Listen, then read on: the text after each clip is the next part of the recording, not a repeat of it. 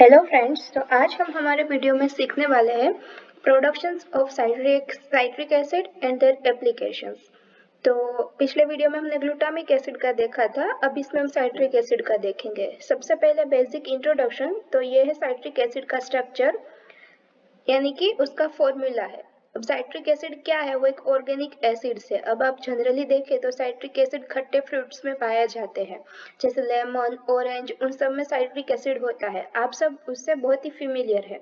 वो क्या है? कॉमन मेटाबोलाइट है, यानी कि एक उपज है जो हम खाते हैं, यानी कि जो हम खाना खाते हैं उसमें से मेटाबोलाइट होके जो निपज बनती है उसे बोलते हैं मेटाबोलाइट। तो वैसे ही साइट्रिक एसिड किसका मेटाबोलाइट है? प्लांट्स एंड एनिमल दोनों में साइट्रिक एसिड होता है। अगर हम 12th स्टैंडर्ड रिकॉल करें तो एनिमल्स के अंदर यानी कि ह्यूमंस के अंदर देखें तो क्रेब्स साइकिल आती है, उसमें साइट्रिक एसिड का मेंशन होता है, वो आपको याद होगा। अब उसके अलावा बेसिक हम देखें कि basic manufacturing, basic production of citric acid कैसे होता है, तो लेमन जूस में से हमें पहले क्या आइसोलेशन होता है? कैल्शियम साइट्रेट आइसोलेट होता है, उसको फिर हम सल्फ्यूरिक एसिड के साथ ट्रीट करते हैं, सल्फ्यूरिक एसिड यानी H2SO4। फिर बाद में हमें साइट्रिक एसिड मिलता है। तो ये तो रहा बेसिक प्रोडक्शन, लेकिन हम क्या सीखने वाले हैं? Microbiological production.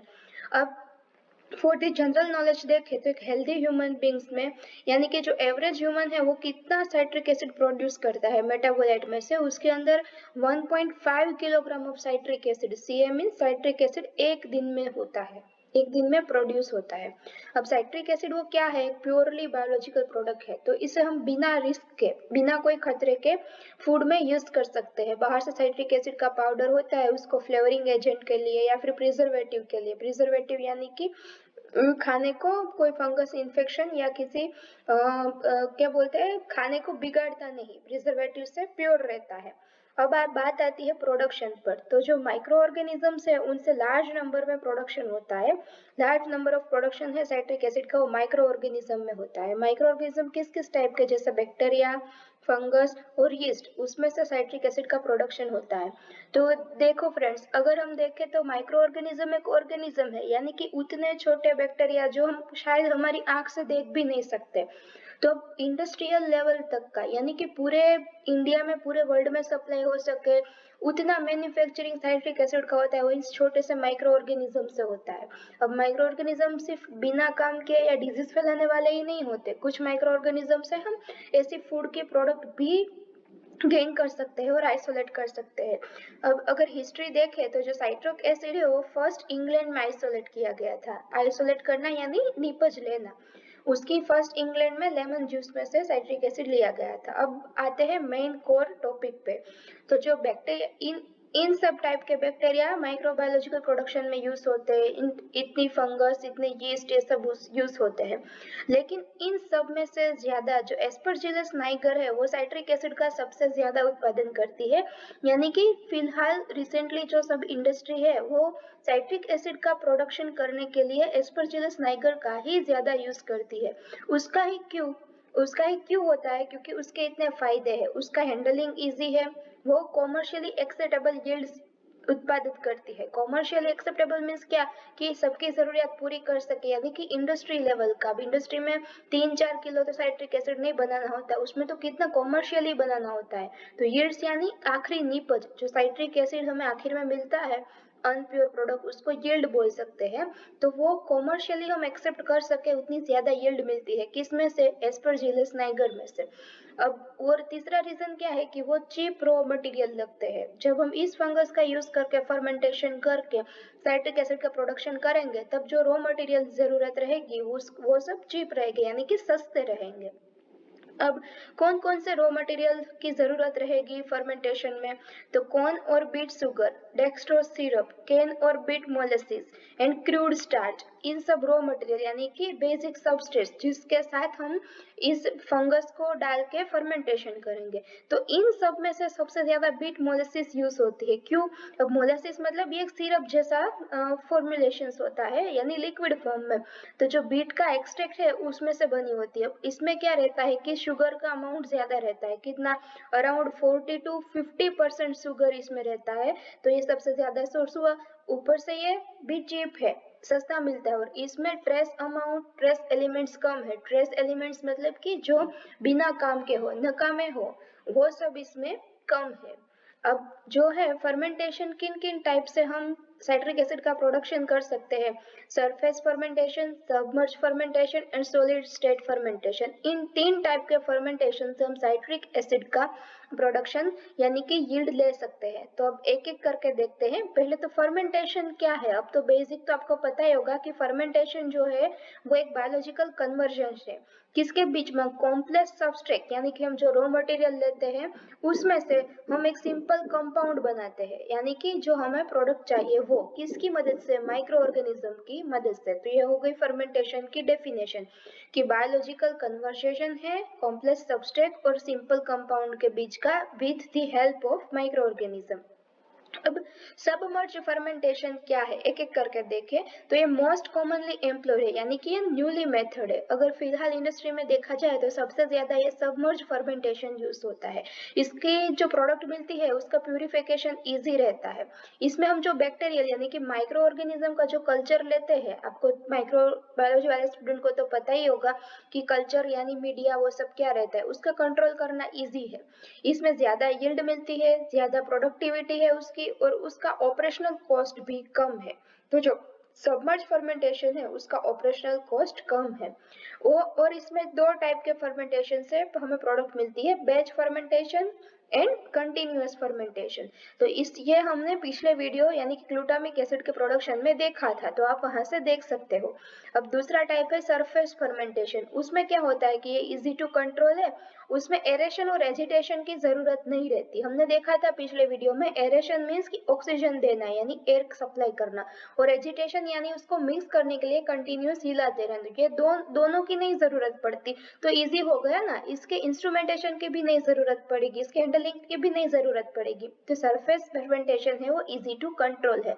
और उसमें चैम्बर होती है, चैम्बर के रूप में क्या होती है, ट्रेस, उसको अलग अलग लेयर में रखा होता है। ये ऐसे एक ट्रे, दूसरी ट्रे, तीसरी ट्रे, उन सबके ऊपर कल्चर होगा, उन सबके ऊपर माइक्रोनिज्म होगा, बैक्टीरियल प्रोडक्ट होगी, और उसका जो मेटाबोलाइट है यानी कि साइट्रिक एसिड वो इन सब में प्रोड्यूस होगा। तो इससे हमें क्या होगा कि यील्ड का प्यूरिफिकेशन करना इजी रहेगा, कलेक्ट करना इजी रहेगा। अब तीसरा जो फर्मेंटेशन है वो है सॉलिड स्टेट फर्मेंटेशन। वो इंडस्ट्री यूज करती है लेकिन ये कन्वेंशनल मेथड है, यानी कि पुरानी मेथड है।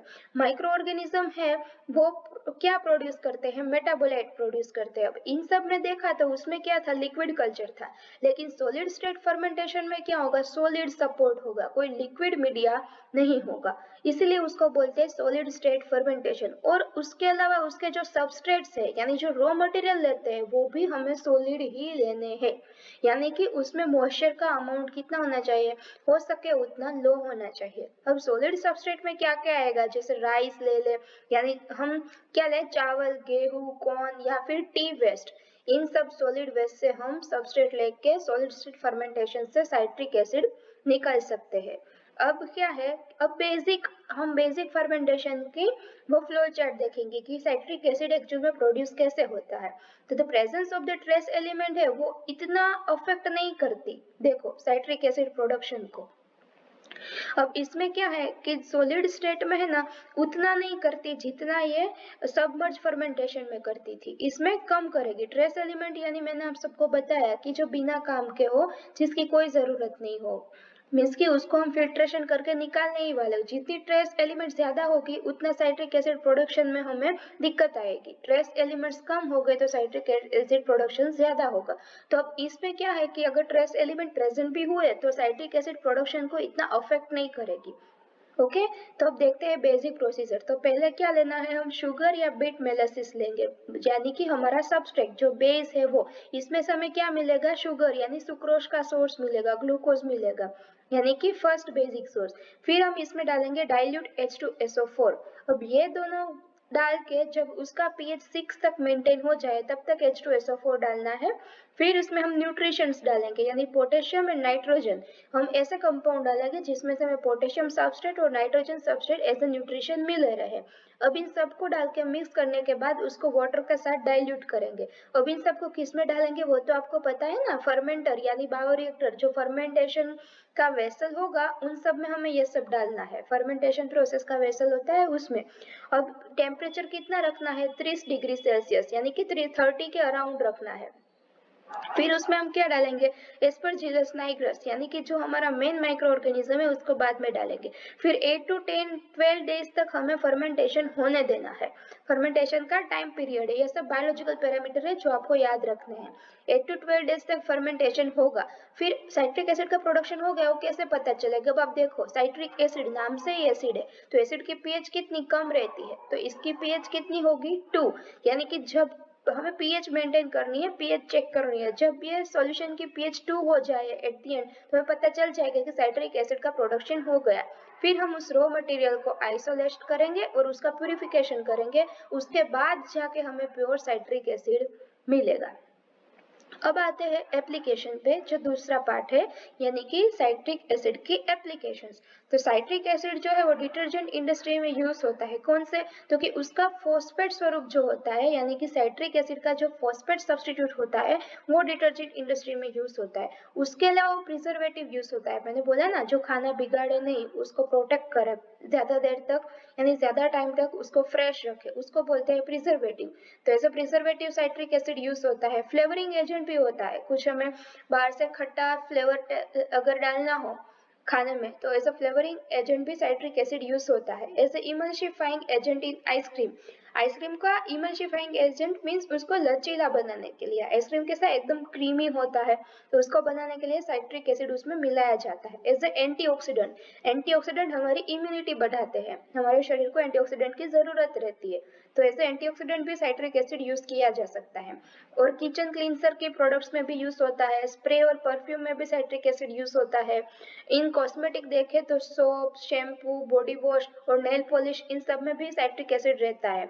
उसके अलावा देखें तो जो सोडियम साइट्रेट है वो किडनी स्टोन को प्रिवेंट करता है, यानी कि साइट्रिक एसिड का ही एक और टाइप का स्ट्रक्चर है, यानी कि सोडियम साइट्रेट वो किडनी स्टोन को प्रिवेंट करता है, यानी कि किडनी में स्टोन का फॉर्मेशन नहीं होने देता। Thank you guys, if you find my video helpful please do humble enough to like. Thank you guys.